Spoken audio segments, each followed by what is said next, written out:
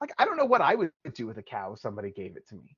Right? Like, I mean, we just like have this natural assumption, like, yeah, poor people in developing countries, they know how to take care of cows. They might not know how to take care of cows. Okay, so welcome to Let's Do Something About It. This is a podcast with the intention to bring together entrepreneurs, academics, politicians, and just regular people to talk about some of the problems that face our world and to see if we can come up with some solutions. So I'll give a very brief introduction about myself. My name is Isaac Dixon, and I have a degree in international business and economics from Utah State University. And so the idea for this platform, as this is the first episode, it'd be fitting to give a little bit of background, was I felt that out there are there's a lot of talk about problems and it's very stressful. We hear about political unrest, climate change, poverty, racial divides, but it's very problem focused was what I felt, and I felt that I personally wanted to know what I could do to try to contribute to solving some of these problems. And so what I decided that I wanted to do was interview some of the smartest people I know who are experts in these areas, and hear a little bit of what they thought could be done to help approach these problems. And I'm hoping that each episode, this will be our first one, and I'm very excited to brag about our first guest, who I feel very lucky to have him here. But that you'll leave feeling more informed and educated about some of the problems that maybe you've heard about, but don't really know what you can do about. But then also you'll feel empowered to know, kind of like I hope I will feel empowered, and I know that I could use a little bit of insight and inspiration on what I can do to help solve some of these problems. So anyway, so I guess we'll get to introducing our first guest. Dr. Palsson, like I said, feel very lucky to have him here with me today. He received his PhD in economics from Yale University, which I know speaks for itself. But Dr. Palsson is a professor of economics at Utah State University, and he teaches a class on economic development. I took that class, and that's kind of that's how we met. But I am really excited to hear what Dr. Palsson has to add about his unique insights. His work has focused on poverty and economic development, economic inequality, with a personal connection to Haiti, which I expect that we'll be able to get into today, and I'm very excited for that. So I'm excited to hear his insights into this very pressing problem. As you can guess, today the problem we'll be talking about is international poverty. And Dr. Palsson is the expert that has agreed to come on to talk about it, so we can understand, economic inequality in a way that is both actionable and very educational. So, anyways, welcome, Dr. Palsson. I appreciate you being here, taking some time out of your schedule. Happy to be here. Cool. So, anyways, before I forget, Dr. Palsson also has, in addition to being a professor, he has a YouTube channel, actually a couple, I believe. One of them in Haitian Creole, one in English, which will be more accessible to the viewers here who speak English only. But I'll link that in, and you'll have to check it out. He has some really cool videos as well. So Dr. Palsson, I guess to start out, I was wondering if you'd be willing to share a little bit about, your background in economic development, anything that I missed, and really what got you interested in international poverty, as a lot of your work is focused in that area. So the story of getting started here and then like how it all develops is when I was 19, I decided to take a pause from school and serve a 2-year mission for the Church of Jesus Christ of Latter-day Saints. I thought I'd be going somewhere exotic around the world, and instead I went to Florida. But the church had asked me in Florida to work with Haitian immigrants. And so I was able to learn how to speak Haitian Creole and work with immigrants for about 2 years. That ended in June, or like May 2009. And about 6 months later is when the earthquake hit Haiti in January 2010. And I remember being at a career fair, right? I mean, I'm back in school, I'm in a career fair, I'm walking around from booth to booth, and the earthquake has just hit. And my goal had been to look for a place where I could be a consultant. But as I'm like talking to these booths and going around, it just felt incomplete to me. Felt empty to just be focused on this when the family of the people who I had met in Florida were suffering through this tremendous earthquake. And I Mm-hmm. remember thinking during this career fair, like, wow, if I just understood international poverty better, if I understood the causes of poverty and how we get out of these, like maybe I could be part of a solution for Haiti. And that over the next week or two is when I decided that I wanted to go and do a PhD and focus on these things. I was a little naive at the time, like it's very idealistic view of what happens when you go and get more education. Because then I went off and I went to Yale and I decided I would go research the history of Haiti to try and understand where the poverty came from. And it just turns out that it's really like even if you understand where the poverty comes from, it doesn't necessarily tell you how to get out of that situation. And it's really hard to implement a lot of these policies. But I'm still interested in this as a big picture goal. And as a result, I try to study and learn as much as I can about international development and poverty alleviation. But it all started with that personal connection that I formed with friends in Florida. That's super cool. I honestly I hadn't realized that you decided to do the PhD in economics because of that. So that's really cool. That's awesome. So yeah, that's awesome. So I guess that's some notes down here. So if I look down, that's what I'm looking at. But I was wondering if you would be willing to break down. I think that poverty is something that's really hit by pop culture. There's a lot of talk that's like maybe some myths, some false ideas that people understand about poverty. And I wondered if you maybe would give a little bit of insight based on your personal connection to Haiti, but then also your theoretical work into what is poverty. What does the problem look like? Um, Kind of helping us avoid some of those myths of, oh, poverty is just hunger in Africa, right? And then I guess I have some more questions about that after. But I wondered, like, what is poverty from a theoretical standpoint, and then also maybe like in a personal standpoint. Yeah. Poverty is really interesting because Amartya Sen has this book called Development as Freedom. And he focuses on the fact that economic development is just a way of making sure that humans are free and have opportunities in their life. And that really bears out in the data. Like, a lot of times you think of like as poverty as like you don't have certain things. And that's definitely what I'm going to be saying in just a minute. But I think a lot of people get too focused on, oh, you're just like so focused on the economy and growth, like you don't care about people. Like you're Mm-hmm. willing to sacrifice people to get economic For growth. the bigger picture, A- yeah. And that's wrong because the economy is people. Like there is no economy without people. And so when the economy grows, people grow as well. And that's this idea of development as freedom. As your economy grows, more people in that economy have access. I guess grow and develop are kind of like two words. Grow could just be like the size of the economy, but development really speaks to that aspect of opening up opportunity for people. So some examples I like to give. If you look at access to electricity, and you look at how rich a country is, right? Like rich countries, everybody has access to electricity. And that's like such an important part of almost every aspect of life right now. We're talking right now Yeah. thanks to For, electricity, right? Our voices are being, and the people listening to us right now are listening to us thanks to electricity. I teach in a basement this semester at Utah State. We would not have light in there without electricity, right? But because of that, I'm able to teach. So they get an education. You have access to the internet thanks to electricity. All that electricity just enables so many things, and all rich countries have 100% access to electricity. If you need it, you have access to it. But if you go down to the poor end of the spectrum, there are plenty of countries where only 20 to 40% of people have access to electricity.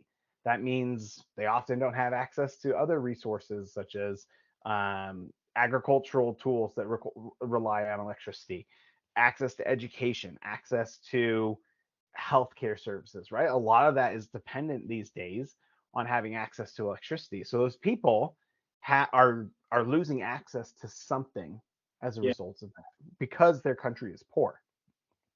If you look at improved sanitation, basically, do you get to use a toilet, or do you just, when you poop, is it on the side of the street? Yeah. Right? And that's important for health, that's important for dignity. There's like so many things that contributes to. Same things electricity. Everybody in rich countries has access to improved sanitation. In poor countries, you have a lot of people who don't have access to that, and that leads to lots of other problems. If you just look at like life satisfaction across countries, there is a very strong relationship between how people describe their lives and how rich their country is. One of Mm. those reasons is because people in rich countries live longer than people in poor countries. If you look at the average life expectancy in a poor country, it might be 55 years. The reason why it's so short is that so many children die. Like 10% of the children in the Democratic Republic of the Congo don't make it to their fifth birthday. Like that is a very unfulfilling life for somebody living there. Like not just for the person who dies before they turn 5, but for the parents that know that every child that comes into their family has a very high risk of not staying with their family very long. Right? Child mortality is a serious issue. But if you look at the relationship with the GDP per capita, rich countries have very low child mortality rates, and poor countries have very high ones. Right? Poverty is missing out on so many of the experiences and freedoms that exist in the world. And when a country develops, it gives more people access to those things. I love that. That's really cool because you actually hit on one of the thoughts I was hoping we'd touch on, which is kind of the cliche that I think is is out there a lot, and I don't think it's malicious, but it's the idea that they're poor but they're happier than us. I think that a lot. I'm sure. I'm assuming you've heard that too. The idea that, oh, because our lives are so stressful, everyone in these poor countries, they live simple lives and they're happy.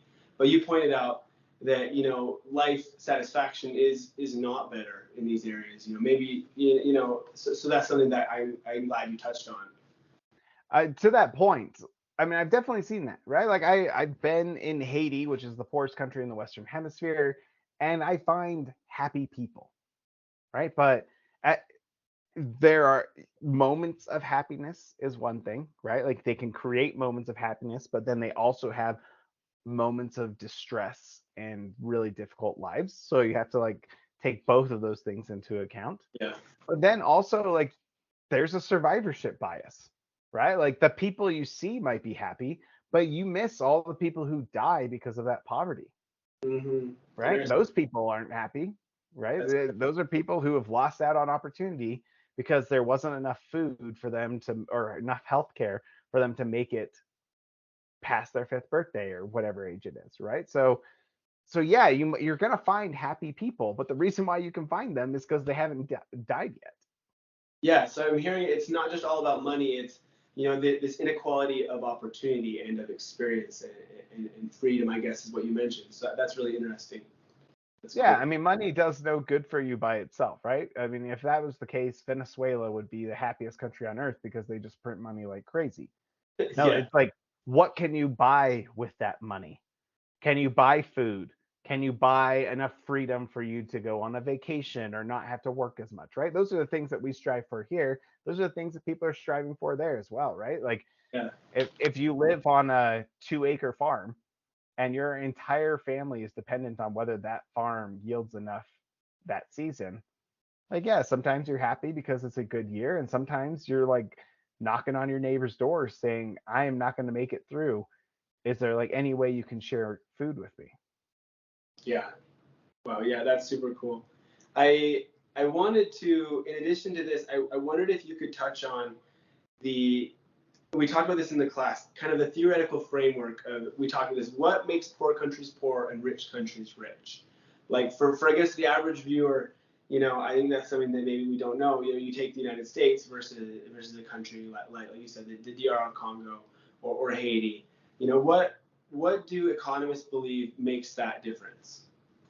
Yeah, so you can look at, you can imagine an exercise where we take a person's body and we say like they weigh 200 pounds, right? Well, how much of that is made up of bone mass? How much of that is made up of muscle mass?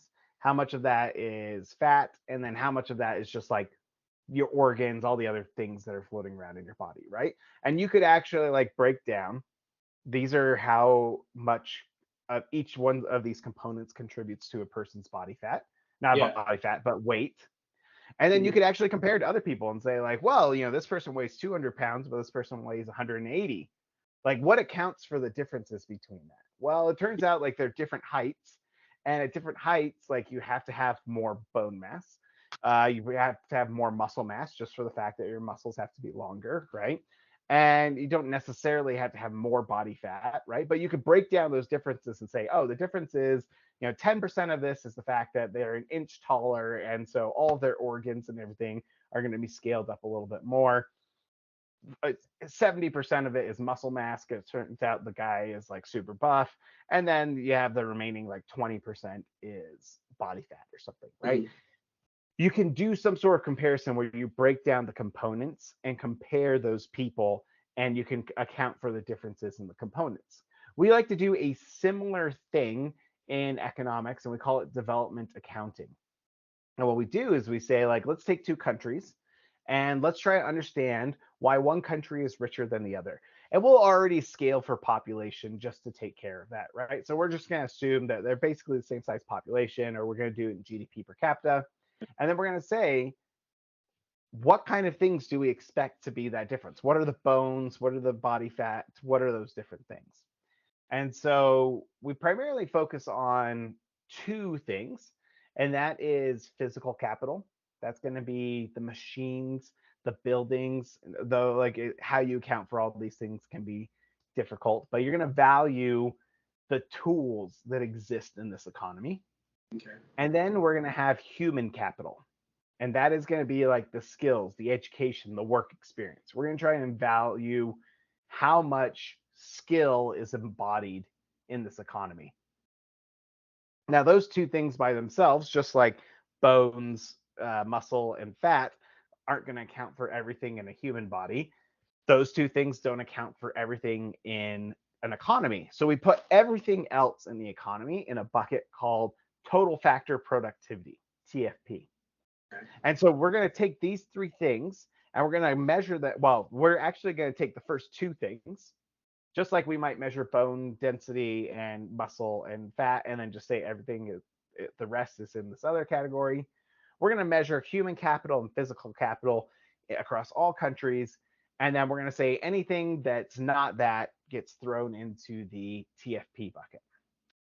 And what we can say is that, like, when we look on average across countries, the difference between rich and poor countries is only like 10% of that is physical capital. At most, it's 10%. So those are like to take into account that we have factories or we have cars or something. Like, that's really only Yeah. explaining about 10% of the difference between these countries. Then we go to human capital and skills and education, and you look across countries and you're like, well, this is probably going to explain a lot, right? Because you have people who are illiterate a lot in these poor countries, and rich countries often have high rates of literacy. That's only explaining 25 to 30% of the differences between them, which is actually a pretty big thing. But that still only gets us up to about 40% of the differences explained, which means that remaining 60% or 65% is being explained by TFP, productivity, all the other things in the economy that aren't these two things. Now, because that's made up of so many different things, not any single one of them is going to be human capital, or like human capital itself is 25 to 30%. There's probably not one single thing that's going to make that up, especially on Mhm. average across countries. But what it's telling us is that for the most part, we don't understand what the differences are, right? We can't Yeah. pinpoint, besides education, and that's why education gets so much attention, is that we know that education is a big gap between rich and Mhm. poor countries, and we can push that. but there's a big chunk of it that we don't have an explanation for. And we have lots of different things that we could throw into that category, but it's hard to say like this is that one thing in productivity that's going to just make these countries better off. Yeah, that's really cool because I mean, and as we'll get in a minute, of things that need to be done. Like, there's still a lot of work to be done. I guess I understand in figuring out, what is that TFP consistent of, and but that's really cool. I appreciate that you breaking that down. So I know that you have a lot of your work is in Haiti and your personal experience in Haiti. And by nature of that, I guess I've learned a little bit about Haiti and its history. I wondered if you would be willing to take a minute and kind of go through the history and I think tell the story, I guess, of Haiti. We talked about path dependence before, and then there's different legislations about property rights and things. I think those would be very interesting for someone who maybe is unfamiliar with idea of international poverty. What with this particular country, what is the story that maybe leads to being the poorest country in the Western Hemisphere? Haiti has the unique distinction of being the only country where slaves revolted and won. So prior to 1790, we had the French in Haiti producing a ton of coffee and a ton of sugar. Like Haiti was producing half of the world's sugar, half of the world's coffee. It was one of the most productive regions in the entire world. The slaves revolt in the 1790s because, of course, this is an incredibly brutal regime where slaves are dying so fast that the French are having to just continuously import more to replace that labor. And by 1804, the former slaves have now declared independence and become their own country. And you can imagine that, like, once you become your own country, especially throwing off such an oppressive regime, like, you want to make sure that you take some steps to say that this isn't going to happen again. Mm. And there was a little bit of a tension where some of the early Haitian leaders thought that maybe leaving the plantation system altogether wasn't the best idea. They tried to hold on to some of those things. But generally, you get this rejection of plantation large scale agriculture. And that's enforced through a couple of ways.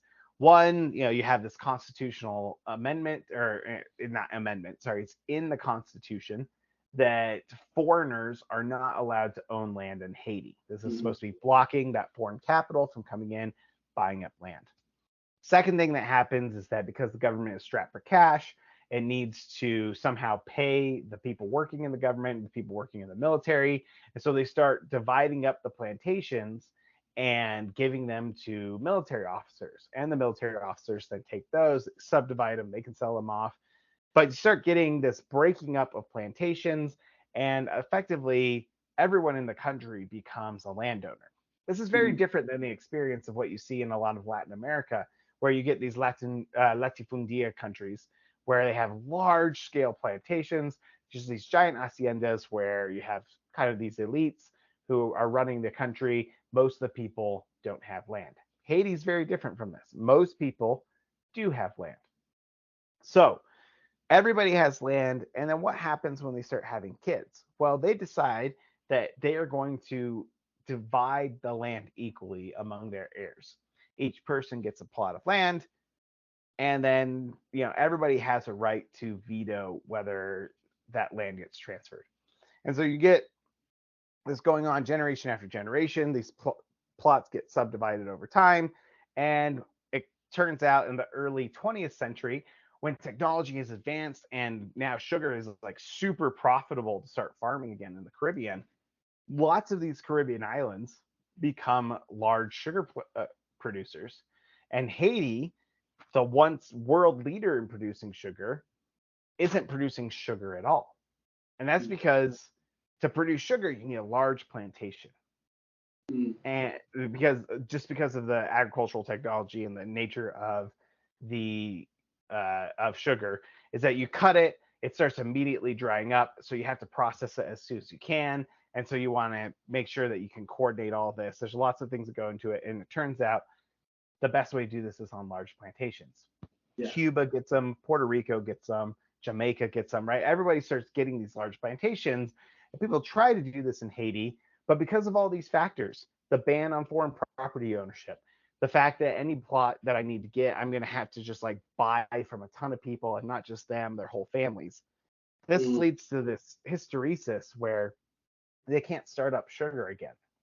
And that's one consequence. And we might say, like, hey, that's fine. They said they didn't want sugar again. They were able to stop sugar from coming back. And so we can maybe excuse the fact that they can't do sugar anymore.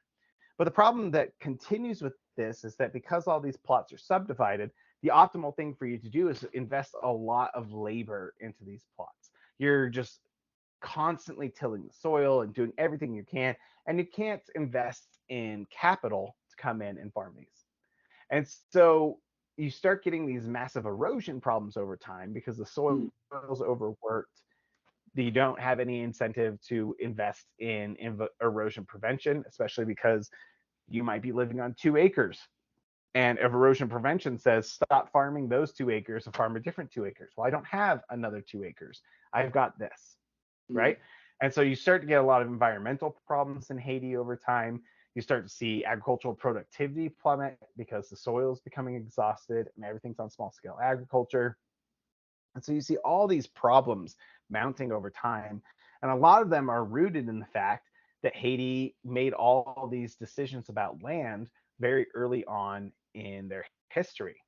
And so what we can see is that poverty a lot of times has these deep roots that go back to decisions that were made a long time ago. And trying to overcome those decisions and move forward on a new policy can be really difficult because it's just such a complex system that got you there in the first place. Yeah, that's awesome. So I guess these problems are so much more convoluted than initially you look at it. That's really cool. Yeah, and actually, I should even point out that like one of Haiti's main problems today isn't even necessarily agriculture; it's the fact that there's just massive political instability. Mm, Right now, as of us recording this, like Haiti doesn't have a president; they don't have any elected leaders. The capital is being run by a whole bunch of gangs that are fighting over territory. I'm seeing videos even today of people being chased out of their neighborhoods because of gang wars. And this political instability has become a really big problem, but it's been a problem through all of Haiti's history. And some people like to point to the fact that one of the reasons it's such a big problem is that nobody got to be a big landowner and be content just like farming all these things and having their peasant workers. So everybody started competing in politics. mm. And so because everybody's competing in politics because they don't have their own, or they don't have inequality in land, then politics becomes this natural and stable thing that just constantly becomes a problem over time. And so even those political institutions, the political instability, some point to these problems in land as the root. And so again, it just is interesting to see how these convoluted processes create these situations that we have. That's fascinating, and so there's just so much to understand. That's really cool. I wonder, with these principles, I guess in Haiti, I wonder with your experience. I know you're up to date on the literature. Like how do these generalize to other countries? I know that we had talked about, the transportation roads and in the green triangle jobs as we call them, which were the ROI on education is different as you develop transportation and such. Like how do these principles, I guess, of poverty, like what do you see in other countries that's similar than Haiti, and how is it different? Like what's general across different countries and what's specific to different countries?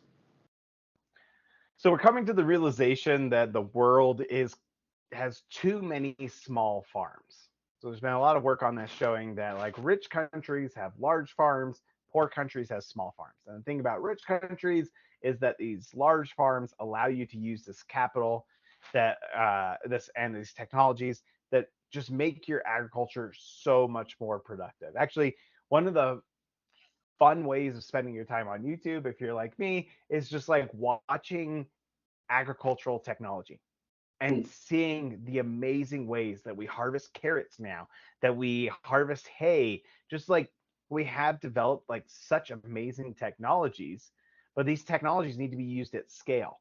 If you only have a 2 acre farm, like the equipment itself covers more land than that.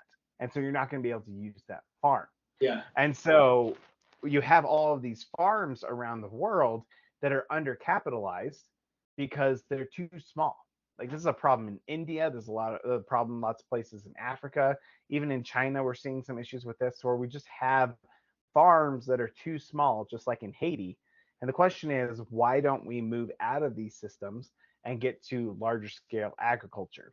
And Haiti's answer is, well, it deals with a lot, like a deep institutional history and the rules that we created around transferring land.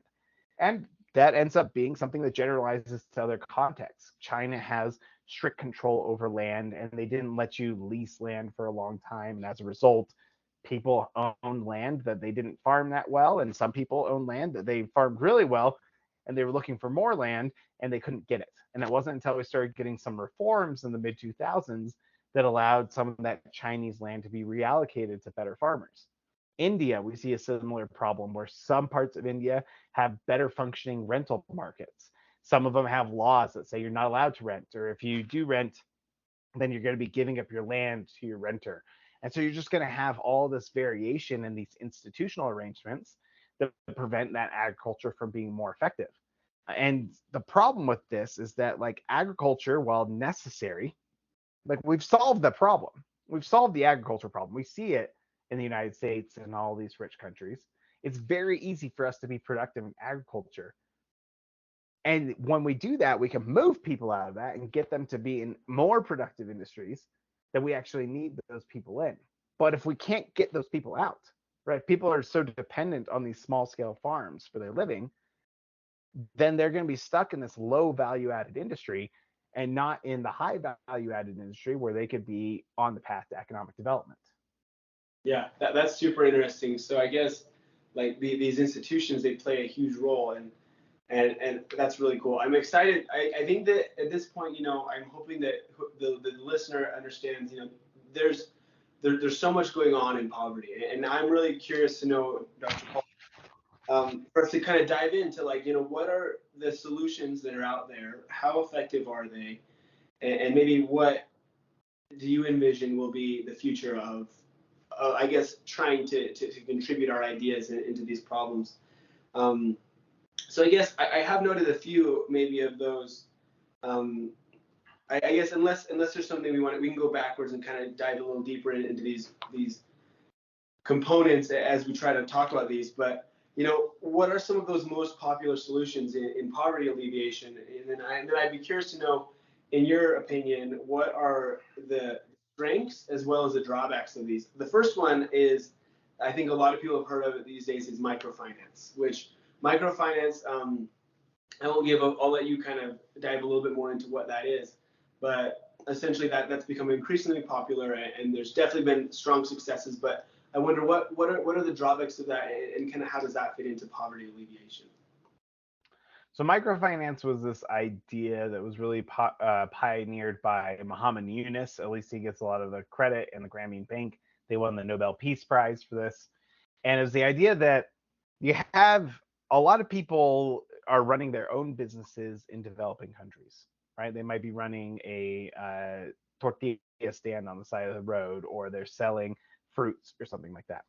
And they're running these businesses, and often they need some sort of capital to get their business to grow. So you need inventory. And to get that inventory, you need to be able to promise up front some sort of payment. And a lot of times you can't promise that payment up front. And so you take out a loan from the inventory owner. So if you're selling fruit, the person who has fruit, you're selling some some retail product, you go to the wholesaler and you take a loan from them. And the interest rates on those are insanely high. I don't know the exact figures, but it's like you could spend $10 on, let's say, fruit. You get the uh, you so you spend $10 on fruit, and you have the inventory in your store to sell that fruit. At the end of the day, you have to go back to your wholesaler and you have to pay them back $11. And while that doesn't seem like terrible, what that is like a 10% interest rate per day. And then if you take that 10% interest rate per day over the entire year, you're looking at, 300, 400% interest on a loan. And that's an insanely high interest rate. So the idea with microfinance is like these are just really small amounts. What if we were able to give businesses access to much cheaper finance? They could then scale their businesses and they could have much more success without losing a lot of it in interest rates. And this was pitched as like the miracle drug for poverty alleviation. Like we just need to give these entrepreneurs, we have all these people who are entrepreneurial minded and they're going to go out, they're going to start their own businesses and they're going to be able to go out and transform their own lives and their countries by using these small loans. And the nice thing is that, yeah, like we're talking like $100. We're not talking some big like multi-billion-dollar project that we're going to have to invest in. You just invest in a ton of people at $100, you're going to get some good stuff happening. It was really sold as a miracle drug. A lot of stories were coming out showing, look at this major success story. And so that naturally led some economists to say, like, this sounds like it's being sold really highly. Let's run an RCT. And the overall results from these RCTs is that microfinance does lead to some positive benefits. It does lead to a little bit better businesses, leads to higher consumption, but it's all like relatively small, which is fine. Like we're seeing a positive ROI on it, but it's not the miracle that everybody purported to. It's not super transformational. It's helping some people on the large end, it's hurting some people on the other end, but it's not the miracle that people said it was going to be. And there's a couple reasons why this is obvious. Like one, I mean, if you're selling a fruit stand or you're selling tortillas on the side of the road, like you're pretty undifferentiated from everybody else, right? So Peter Thiel has this great book, Zero to One, and Peter Thiel says the idea is like if you really want economic growth, what you need is new businesses that no one's ever had before. Facebook comes out, Facebook comes out, and it's a business that hasn't existed before, and then it gets its copycats, right? But Facebook is this big innovation. You get something like a Tesla. It's I mean, electric cars have been out there, but it's the first electric car that actually works and is popular and everything, right? And that starts a whole electric vehicle industry. You need those 0 to 1s. You don't need everybody starting tortilla stands on the side of the road because that's just saying like we have 100 of these, and the 101st one is not going to lead to economic growth. It might help that person personally, but it's not going to like suddenly transform the economy like something like a Tesla, a Facebook, a Microsoft, these big companies, well, what become big companies that start off as these huge innovations. And so, what is better is like finding the people who are like the really good entrepreneurs that are going to have these types of transformative ideas, finding them and giving them a lot more money than just a microfinance loan. And so that's a problem of talent identification. Like, how do we find these people who are super good? How do we get them the money they need? How do we promote those skills? So, microfinance is fine, but something much better would be something where we're able to just like cultivate talent and push it to the top. Where they can then hire the whole community and yeah. Exactly. Right. Like, nobody, I mean, sure, there are people who have their like ideas of their own businesses, right? But again, like you don't get rich in the area by like starting your own tortilla stand on the side of the road. You end up having much more prosperous life by working for a company that's incredibly productive and pulling out a salary for that shows that you added like a whole bunch of value to that company, right? Like that's where we see the most growth across any country is not running your own business. It's working for a really good business. That's awesome. That's really cool. And I appreciate you clarifying that and teaching that. The other thing that has become increasingly popular is, the idea of traveling to these countries. There's these organizations, I won't name names, but they will take, a group of high school students or high school age youth and go to a country and, build an orphanage or build a school. And that's something that I think is maybe one of the most popular ideas of how we can help poverty. And what is your opinion on that? What does economics say, and is there a place for that in poverty alleviation? And what's your take on that? So I have a personal connection to these kind of things because, like I said earlier, I spoke Haitian Creole, and the earthquake happened in January 2010, and I looked at this as like an opportunity for me to like be there and help with the relief efforts. And at my college, there was a group of students that came together and said, "Hey, we're going to go down. We're going to help Haiti, and we're going to help in an area that's probably not getting much attention." And so we put our efforts together. We planned out like the areas we want to target, like microfinance. We had um, health and sanitation. We had a few things of goals that we had for going down there. And I look at my time down there. I spent 2 weeks. I look at like how much I spent. I look at how much I didn't make because I left my job for 2 weeks, and just all these things. And let's tally it up to like $4,000 was the cost of sending me down there. And the benefit that I provided to Haitians was close to zero, and the cost was $4,000. And if I had taken the money from my plane ticket, and instead of missing out on work, I had spent like 40 hours at work, then I could have taken all that money and just like sent it to a Haitian and given them $4,000 of direct benefit Mm-hmm. that would have probably transformed their lives. So this is an idea that's central to a movement called effective altruism.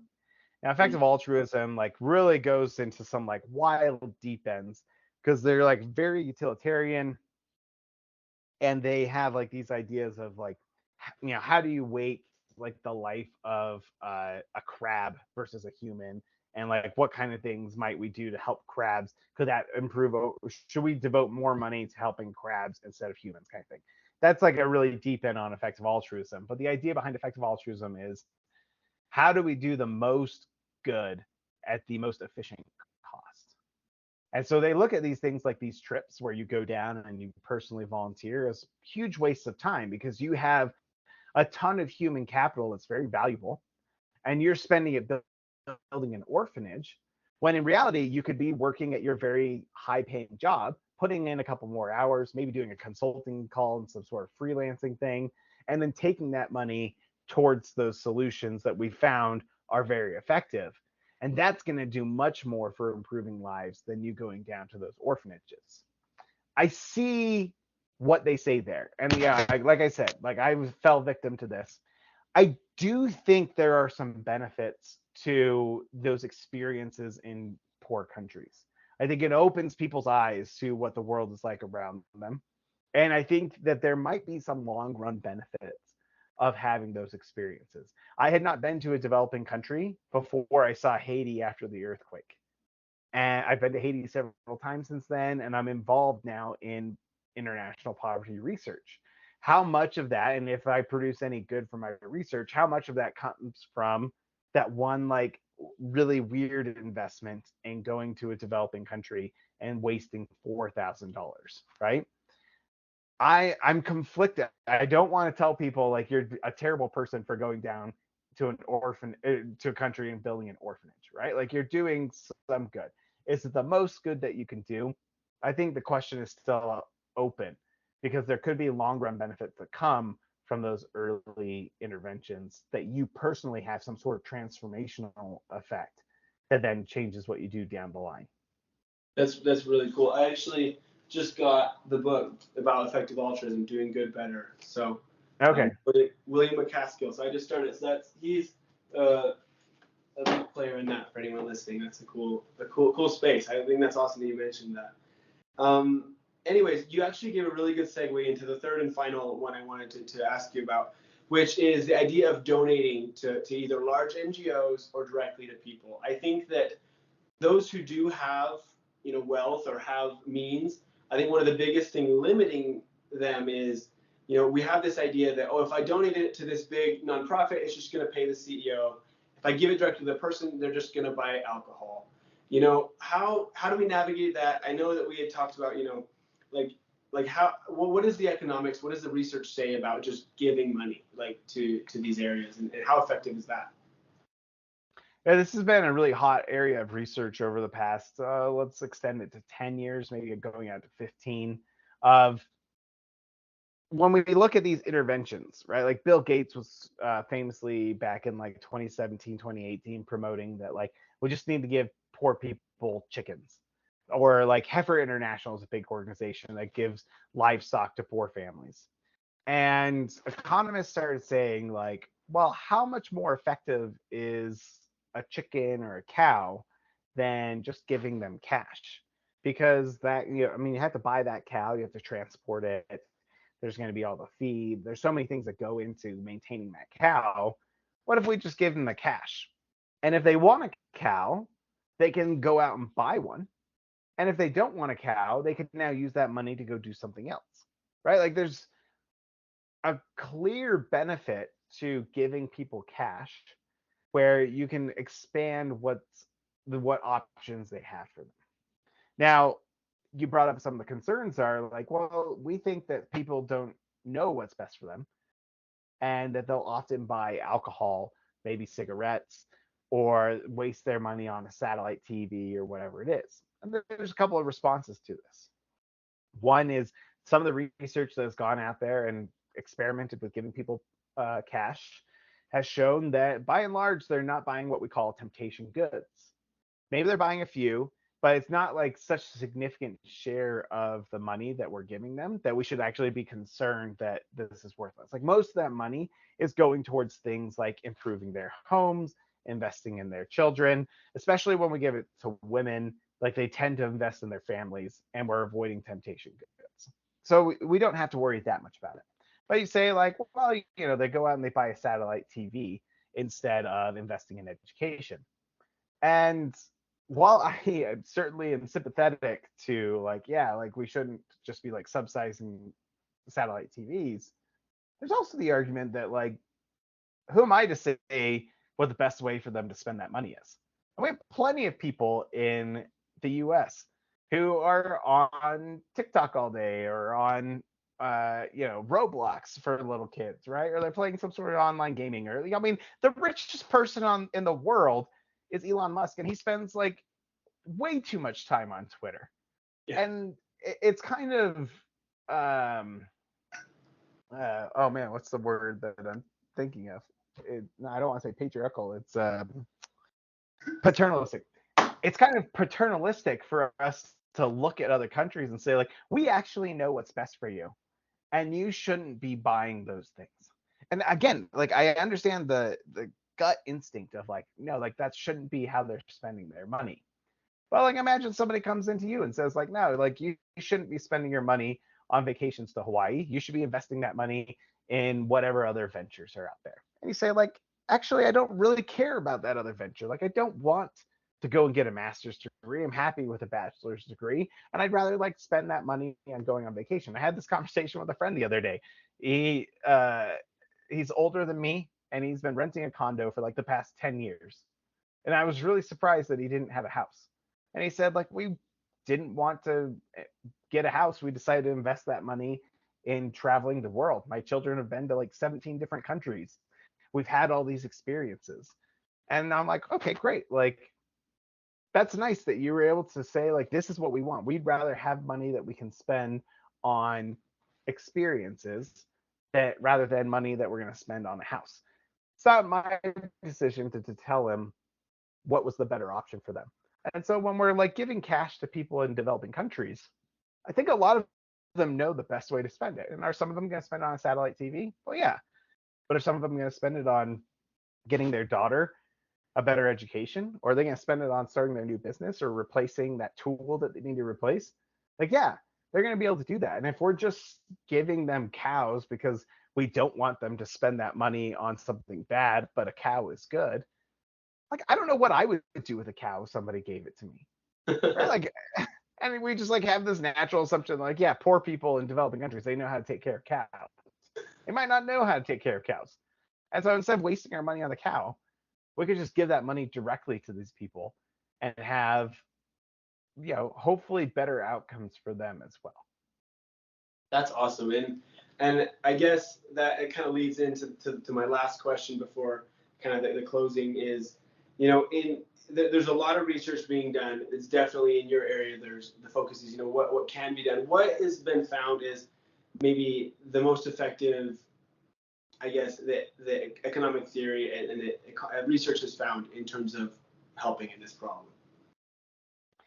So there's Oliver Williamson won the Nobel Prize in economics back in 2009, and in one of his papers he broke down like how we see efficiency, like where the sources of inefficiency come from. And so he had like different social levels. He had the top level, which was like culture, and culture is just like such an embedded thing that's not something that we can even hope to change.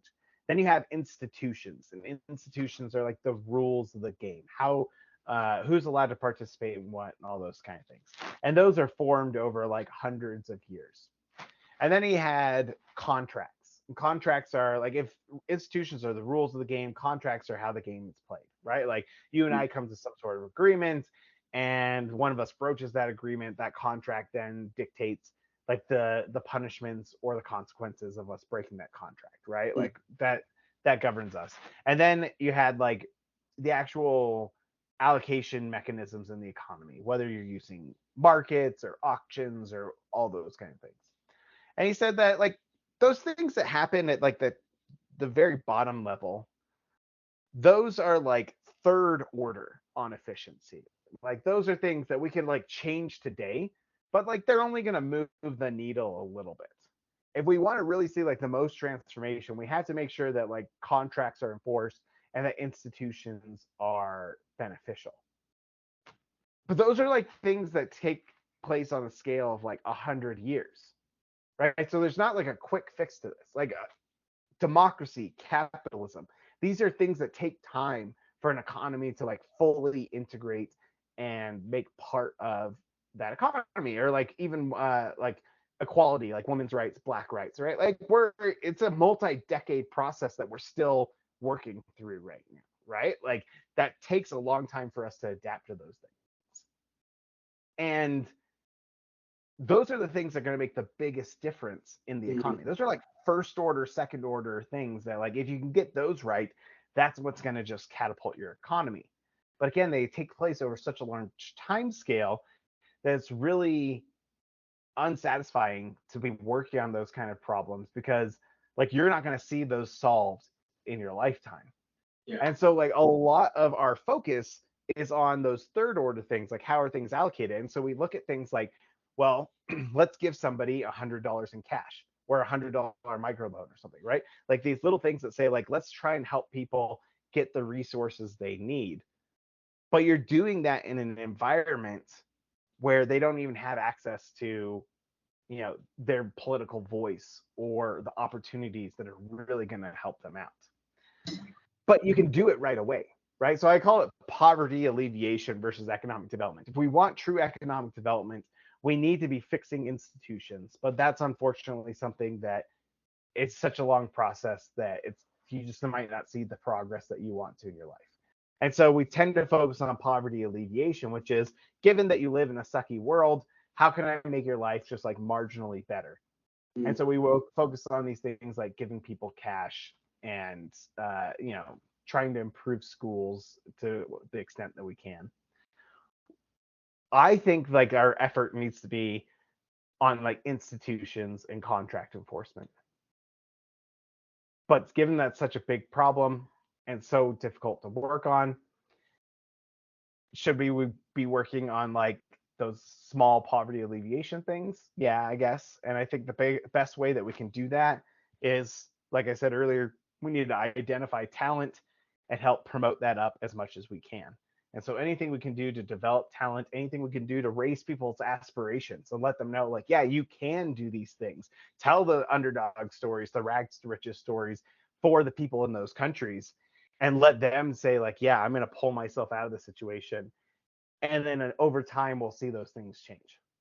That's awesome. I really appreciate that. And that leads us in really well so in each of these episodes, I want to ask three of kind of the same questions that so you'll be the first, I guess. So that you'll be the first, you're the first one to hear these.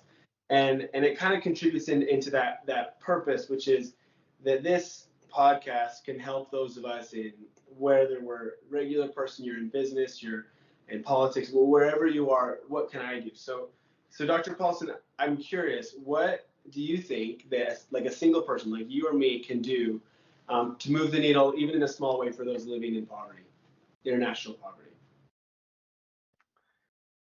Yeah, that's a tough question. Like I said earlier on what effective altruists think, like maybe the best thing for us to do is to just invest our time into making a little bit extra money and then using that money towards some sort of good cause, right? Like donate to um I mean, I know I kind of made an argument against donating to organizations, but there are times when like organizations can do things that individuals can't.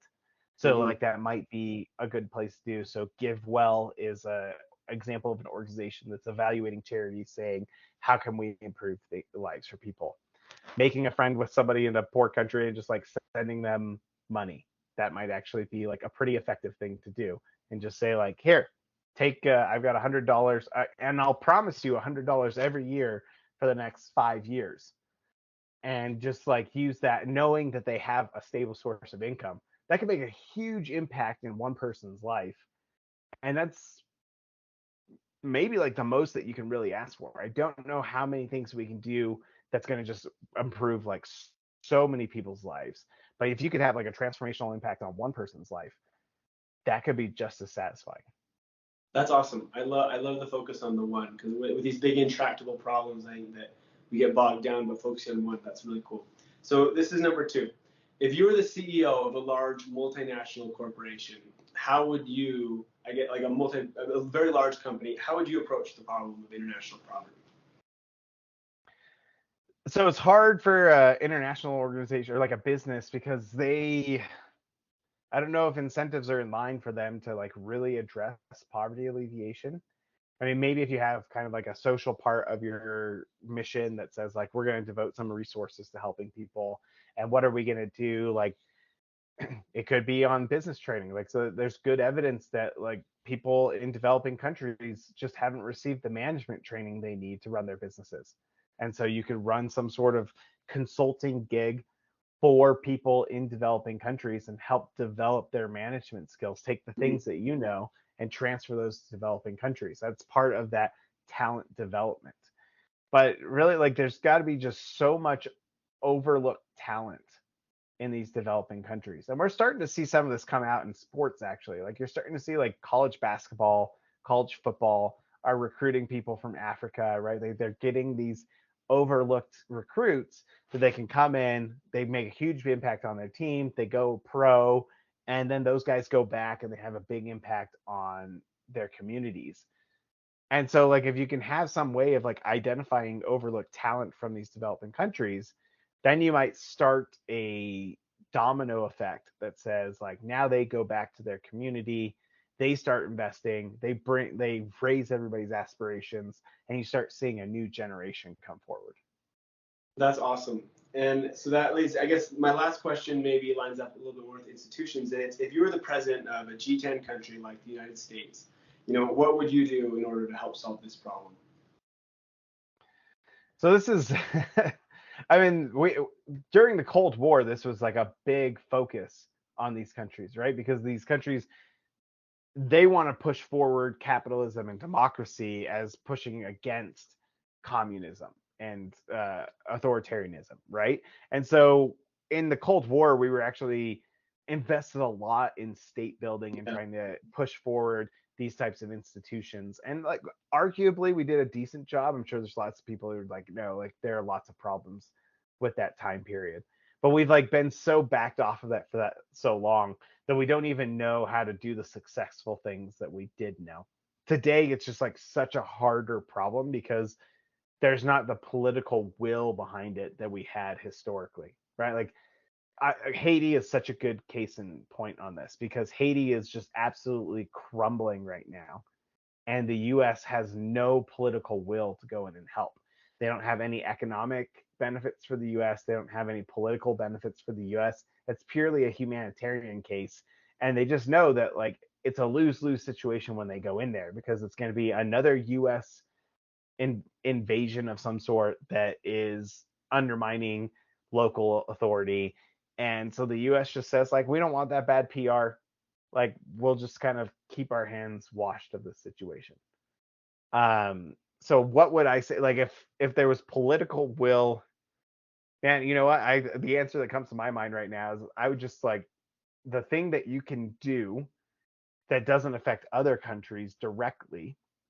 It's try to open up immigration in your own country. Let more people in from these countries because you just have so many opportunities available in your country. You could 10x people's wages by letting them come in. You're going to give more people an incentive to go to those like to invest in their human capital so that way they can take advantage of opportunities in rich countries. And you don't have to do anything where you're imposing your will on these other countries. You just say like America's open for business. Come on in, guys. All the research says that this is a huge benefit to the economy. Just come in and fulfill the American dream. And that would like do so much at lifting people.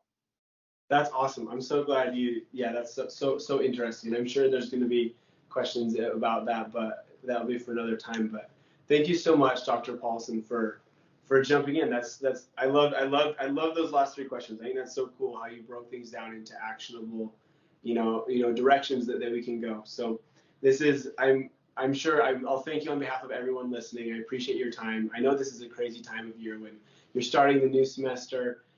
But thank you again so much for being here. It was my pleasure. Awesome. Thank you.